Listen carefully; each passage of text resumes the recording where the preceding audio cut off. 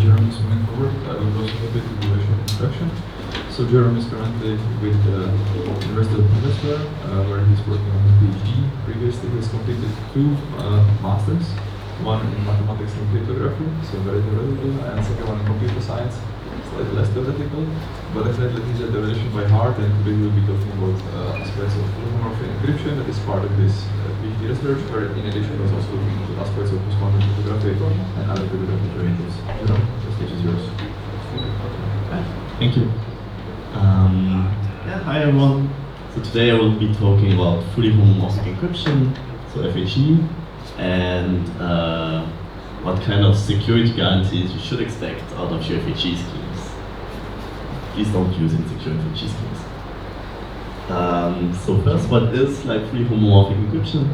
We had a nice description yesterday, but for those who didn't see that. It's a normal encryption scheme, so like you can have a message and you encrypt it with a ciphertext, and if you take that ciphertext, put it through the decryption scheme, you get back your message, obviously. But what's really interesting about it is that you have what we call homomorphic operations, where you can take ciphertext and act on this ciphertext, and it will do something on the plain text. For example, you could have like homomorphic addition here, where you take 2 ciphertexts, you add them together, and you get an encryption of X and Y here in that case. And we call it fully homomorphic encryption when you have like sufficient amount of homomorphic operations to essentially do any function you would like. So in this case, if you have an addition and a multiplication over a ring, you can do any arithmetic circuits that you would like to do. And this is really nice because there's loads of applications, and maybe the most easy to understand, the most straightforward one is Ortus computations.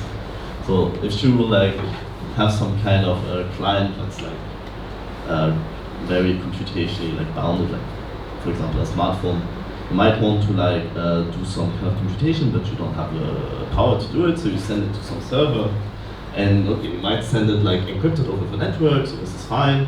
But then the server has it decrypted to like actually be able to operate on the message. So maybe it will apply some kind of function and send it back to you. So okay, I mean like this is fine over the network because you can just use encryption, but like the server learns everything. And you might not want the server to learn everything, and in that case you could use homomorphic encryption, and then the server doesn't need to decrypt it on his side, on its side, right? And just homomorphically apply this function that we had before and send it back to you, and the server never saw anything in plain text. So this is really nice. Essentially, no one learns anything about your message, and yes, this has found actually many applications, such as in machine learning. If you want to train a model on data that's not necessarily public, you could have a party that does the training only do it over encrypted data.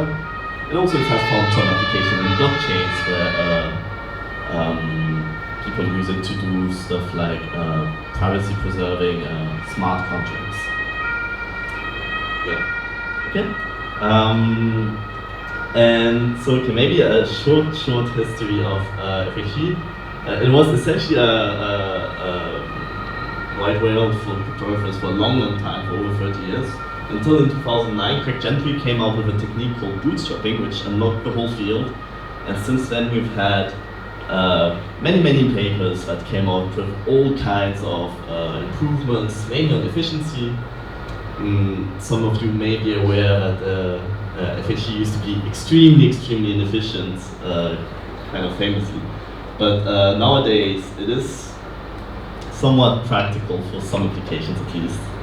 But on the security side, which I care about more, it hasn't moved very much in the sense that it was considered secure if you were resistant against what we call chosen-ciphertext attacks. So maybe raise your hands if you know what the chosen-ciphertext attack is. Yeah, okay, no one. One person. I will explain it then, just in a few slides. But yeah, so this is kind of the lowest level of security you might expect out of an encryption scheme. And this kind of used to be fine in the sense that FHE was something very theoretical. So like if there were like a few attacks here and there, it wasn't like too bad. And also like for, as I said, outsourced computations, you might not need stronger security. But as FHE gets more efficient and can be used for more than just outsourced computation, you should really be aware that like some attacks do exist, and you probably want something stronger than CPA security. So as not many people here know what CPA security is, so this slide might not make a lot of sense, but still I would like to convince you that you should want more than CPA security, in the sense that there do exist some attacks. A lot of them have come out in the last few years, so there have been like attacks on what we call approximate FHE schemes, which essentially is like just FHE schemes that are good at floating point arithmetic. Well, it turns out that we have key recovery attacks on these. There are attacks, what we call ciphertext validity attacks. So if you leak, if a ciphertext is valid or not, there's also key recovery attacks.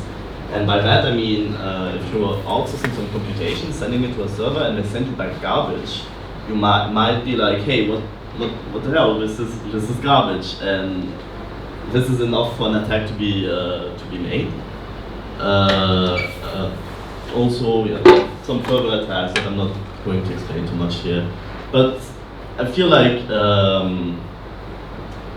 it becomes quite clear when you start to see like the attacks piling up, and every time like a little specific patch for this and that and this and that, that you might want something more general, something more robust. And this is something that we do have for general encryption. This is called chosen-ciphertext attack. And this is the gold standard for encryption. This is something that any encryption that you use right now has. Right, I might explain it a little bit. So by these names of modes, of attack modes, we mean the power of the adversary. So an attacker is modeled as having a certain amount of power. So as I said, these chosen plaintext attacks were like the lowest amount of power for the adversary. So if you ignore this right side, you have the chosen plaintext attack mode, where like an adversary is getting a public key. So they can like encrypt stuff themselves. And at some point they need to conduct an attack, and the attack is they send two messages to a challenger.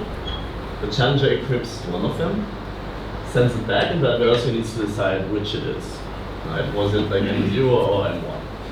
Right? So this is the lowest level of security you might want out of an encryption scheme. And so this chosen ciphertext attack additionally adds this right side, where an adversary gets a decryption oracle.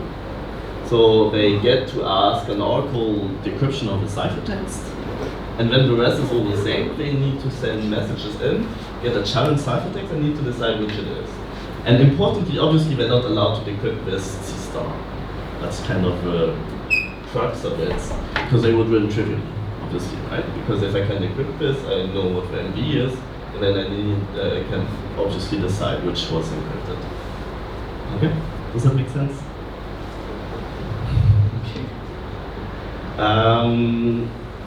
The issue with homomorphic encryption is that this is impossible to achieve, sadly enough, because if you get this challenge ciphertext, you can always modify it homomorphically. For example, you could add an encryption of 0.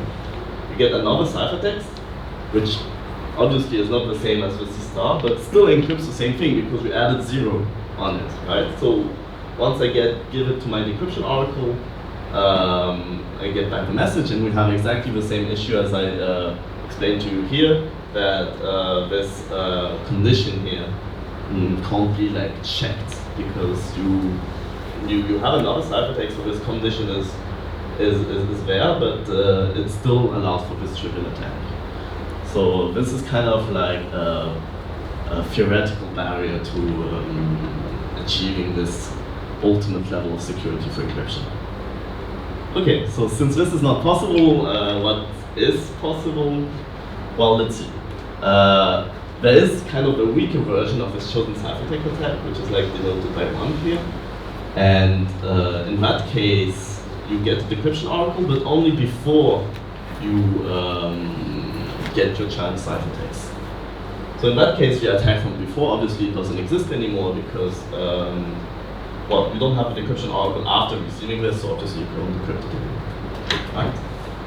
And I'm going to give a little bit more of a general introduction afterwards on these things, since this is maybe a little bit too formal for here. But okay, so there were like some results, like kind of very theoretical results for CCA1 secure FHE, but not for any of the schemes that are actually used in practice. And there was like a big qualitative like impossibility, or at least like barrier here, in the sense that these were like kind of all like using big assumptions and stuff that doesn't actually exist. You could do it, but for any of the schemes that actually exist in practice, so what I call here bootstrapping schemes, well, this is not possible, and this comes from the fact that they all use the same technique of giving a bootstrapping key, and what the bootstrapping key is essentially an encryption of the secret key, right? So this is how free homomorphic encryption is done in practice. This is the only way how we know how to do it. And the issue is, as soon as you have a decryption oracle, you can always ask for decryption of encryption of a bootstrapping key, and then you get the secret key, and then you obviously trivially win as an adversary. So this seems like a big issue as well. So this kind of leads to the questions we had in this paper, where like, so we know CCA2 is out of the picture, it can't happen. We knew that CCA1 was possible, but only for schemes that don't exist. And we know that, okay, right now all the schemes that we had were like kind of on this lowest level of security that's not secure enough for anything that we want to do. For a lot of things that we want to do. So the question was, can we like get to here, get to somewhere above, and in which way? And we were able to do it. So let's see a little bit. And yeah, as I said, I'm going to give a little bit of intuition. So for people that didn't understand anything about my explanation about the models. On a very high level, CCA1 is about that the decryption of a ciphertext doesn't give you any information on the secret key, which seems like a reasonable thing to ask, right? But it's not straightforward, it's not always the case. And CCA2 asks that if you have the decryption of one ciphertext, it gives you no information on the decryption of another ciphertext, which also seems like something very reasonable to ask, right? And it's also surprisingly hard to achieve. But okay, since we want to get something a little bit weaker than CCA2, let's go back to here. And as I said, this is not possible because like homomorphism always like gives you a link between ciphertext. So as soon as you know the decryption of one, you know what the decryption of the other would be. But what if we had this kind of requirement, but like this only holds if you don't know the relationship between the ciphertext, right? Could that be achieved? So you wouldn't, like the decryption of one ciphertext wouldn't give you like the knowledge of like an unrelated ciphertext. And this seems like it should be possible, it's quite a reasonable thing to ask. And so if you have a ciphertext that has been obtained for homomorphic evaluation, the issue we had in our security game is that we didn't know from what it was obtained. So has it been obtained from like kind of random garbage? Has it been obtained from like legitimate encryption? Like how do you obtain the ciphertext, right? And so what we ask is that there exists some kind of algorithm that is the inverse of a homomorphic evaluation. And here I'm speaking very loosely, it's not the inverse in any mathematical sense, where you kind of can take a ciphertext like this and go back to whatever you had before. Right? So, for example, if you have two ciphertexts, like in the very first example I gave you at the beginning, where you were adding two ciphertexts, right? When C1 and C2, you add them to get the ciphertext that encrypts an addition of two messages. Can you reverse it with some kind of extraction algorithm where you would get back the C1, C2, and you know that it was obtained through addition, right? So if you had such a thing, yeah. So I'm gonna skip this. This is just a few technical requirements. But if that's such a thing, we could define a new kind of oracle in our game that we had before, where before decrypting, so we're still trying to make a decryption algorithm, but before decrypting, you kind of extract the ciphertext. Okay, I'm asked to decrypt this, I'm extracting it. And I'm checking that it's unrelated to this child ciphertext, right? So this is a critical ciphertext that we're trying to make the adversary guess. So we're trying to make sure that this decryption, we're not decrypting something that allows for a trivial from the adversary, right? And in that case, we can replace this kind of decryption oracle by this oracle I just defined. This is exactly the CCA2 game I showed you earlier. And with this new oracle that replaces the normal decryption oracle. And as it turns out, this is already enough to imply all the things we want.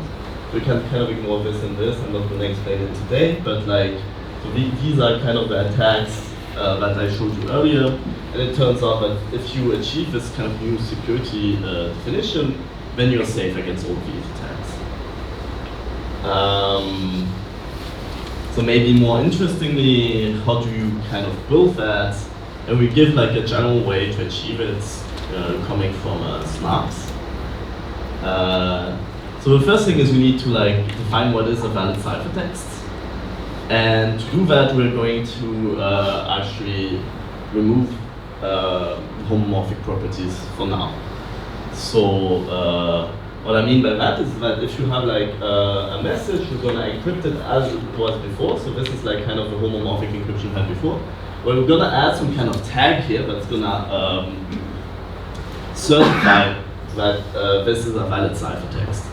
The issue here is that we're losing homomorphic encryption because we can't so we could take two ciphertexts like these and add these homomorphically, for example, but the tags won't add.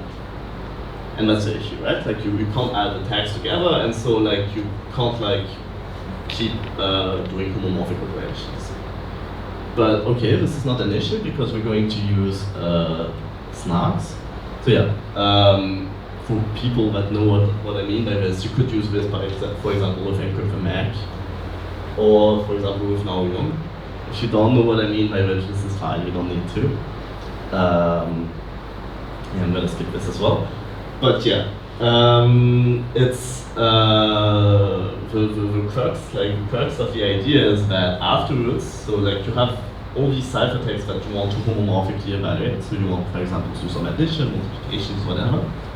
And you have the tags that certify the validity of a ciphertext. What you're gonna do is that you're gonna evaluate them as before, but just the homomorphic part, obviously, because you can't use the tags. But what you're gonna do with a snark is that you're gonna prove that you know the corresponding tags that certify validity, right? So this end ciphertext then is going to have an actual ciphertext that contains the message, plus a proof that tells you that you knew all the relevant certificates of validity, right? And this is enough, and I'm going to give you a little bit of intuition why it works.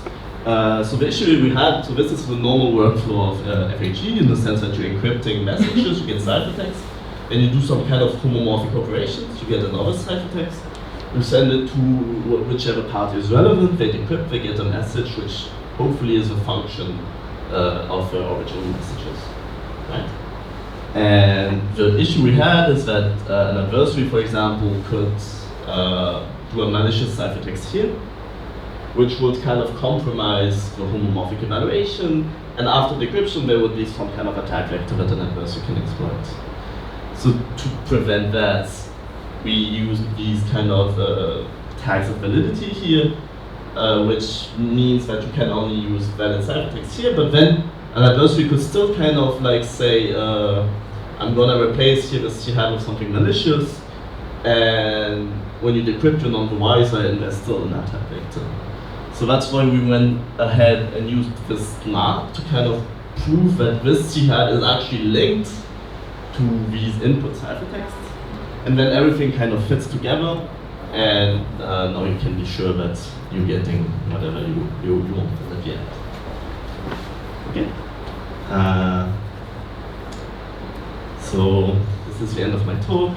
Yeah, we were able to like define this new security notion that is actually achievable for any of the common FAG schemes that I used in practice, and please don't use vCCA security, especially if you don't know what you're doing. Alright, thank you.